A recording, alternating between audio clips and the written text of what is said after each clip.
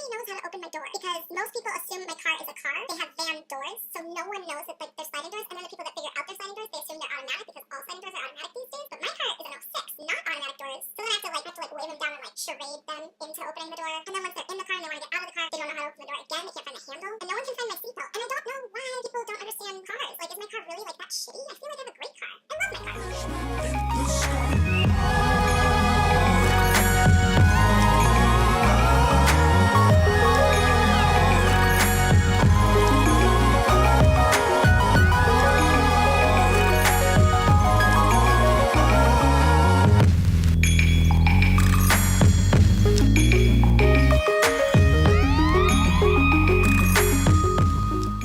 For the most part, I think this is a really good fit for me.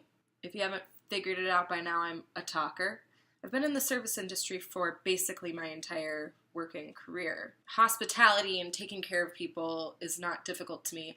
I'm also going on, I don't know, a 2,000-mile road trip. Clearly, you could probably guess that I like driving. I don't mind being in my car. And it's just the flexibility that really makes it great. I've come to really enjoy the morning commute. I just roll out of bed at like 7. I go drive from like 7:30 till, I guess, noon even. And then I can go home and take a nap, and then I can go to my night job. And the weekend crowds, I mean, people, you know, they've been drinking, it loosens them up, it gets them more chatty, and I get to have really amazing conversations with people. One time I had a really deep political conversation with this guy. I drove him 25 minutes away. So it's like you're in the car for 25 minutes with a total stranger and you get to just connect on a really deep level and have a really honest conversation. And then they're gone forever. And that's awesome. It's very beautiful, really. Not to get cheesy, but there is a part of being a Lyft driver that is very, very romantic. It really feeds into this part of myself it's very poetic. I get to drive around and see places I've never seen. I literally have driven on roads where I'm like, wow, I have to come back here. I have to drive on this road again because it's so beautiful. There are views that I've never seen before, and I think the Twin Cities have some really beautiful spots. I really enjoy seeing new sights, and it feeds the traveler in me. It really does, even if it's me giving someone a ride. It's silly, but I like it. Like I said, I Instagram quite a bit when I'm driving. I'm like, ooh, that's a good shot. Ooh, that's a good shot. And that's fun for me. Even if I don't even take the picture, it still is fun. And then just, getting to know the people. Sometimes I tell people about my trip and they'll be like, oh, you have to go here, here, and here. Or I get to suggest things for them. I love doing that. I love telling people what restaurants I like. I love suggesting activities to do. They have relatives from out of town, what do I do with them, and just everything like that. It really suits me. It's that hairstylist in me where I can just talk to someone for 30 minutes to an hour. It's that fun but yet honest conversation that's really rewarding to have, and then they're gone and you'll never see them again, and that's great. Yeah, I've had a lot of really good conversations that just it kind of leaves me with a really warm heart by the end of the ride, and I'm like, oh, I know you're a cool person. So as far as the bad stuff, one time I attempted to get to this woman to pick her up in downtown St. Paul at the worst time. There were 3 events getting out at the same time, bunch of road closures. Took about 25 minutes to get to her, and I still didn't even get to her. I gave up because I finally got to the last turn. That road was also closed, and it would have been another 10 minutes for me to get to her from the other road, which probably was closed as well. So I gave up, and I felt like a total asshole because I canceled on her after attempting to get to her for a half hour, and I was so frustrated and stuck in the worst traffic ever. Getting canceled on, that does suck. One time, this girl just put in the wrong address, and I spent 10 minutes driving to the wrong address, and then she called me pissed. Lyft just texted me. That's another thing, Lyft texts me. I think I set it up to do that, but it says, Lyft pro tip. Negative temperatures means commuters need your rides more than ever. Plan to be on the road by 6 a.m. tomorrow, as Friday morning will be busy. Maybe I will. The shirt is so warm. Brr! My house is so cold.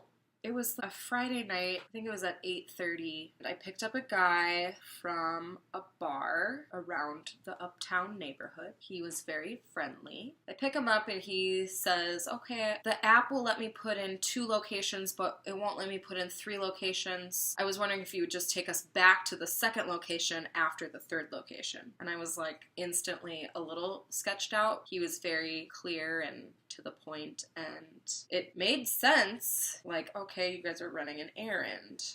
Fine. I drive him to his apartment complex. He was picking up his neighbor, and then I drove them into North Minneapolis, which you've heard me say it before. You'll hear me say it again. I love Minneapolis, and I think every area has a lot to offer, but I wouldn't go to North Minneapolis at night. I just wouldn't. There's a lot of crime. There's a lot of shit that goes down. You just don't go there. We were driving deep into North Minneapolis and tells me to pull off on the side. And I'm like, okay, like I know exactly what's happening. I'm not an idiot. One guy stays in the car with me and the other guy hops out and walks directly in front of my car, stops at the middle of the next block. He just stands there, he like smokes a cigarette, and I'm like, oh my God, really? Like, you can't get your own ride for this shit? Like, get a friend to do it? Like, you're really gonna put me in this position? I know lots of normal people do drugs. I'm not judging their character, apart from why would they get a Lyft ride? Why would they even trust me to like, but I was very uncomfortable. I don't know these people. I don't trust these people. What if they're already on drugs? And if they are on drugs, what kind of drugs are they on? And how would that affect their behavior towards me? Suddenly I felt very vulnerable. I felt very unsafe. I had a pair of scissors with me, but that was it.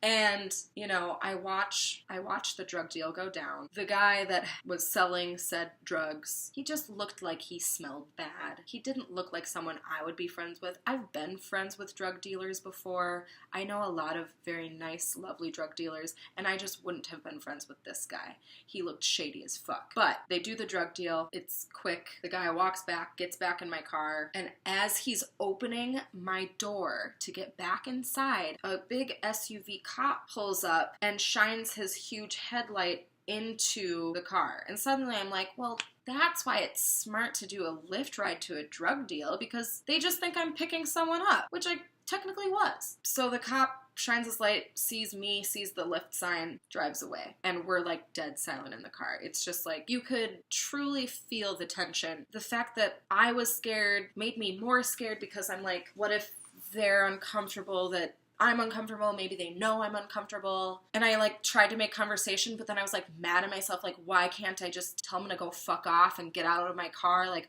why am I not standing up for myself if I feel uncomfortable? You know, but I didn't want to escalate anything. I didn't want to make a situation out of nothing. And like I said, normal people do drugs. For the most part, they were very friendly, normal guys. I don't know what they were picking up. I'm assuming it wasn't pot. I just can't imagine why you'd go so far to get weed. Anyways, I took them home. They gave me $10 as a tip, and that was it. If other people who have done this before are watching, like, just don't do that. Like, they were so obvious. Like, if they had walked into a house and done it, but like they literally did it directly in front of me. I thought it was really inconsiderate of them to do that. And ultimately, nothing bad happened to me. But that was the worst thing that's happened to me by driving for Lyft. I even drove on New Year's Eve.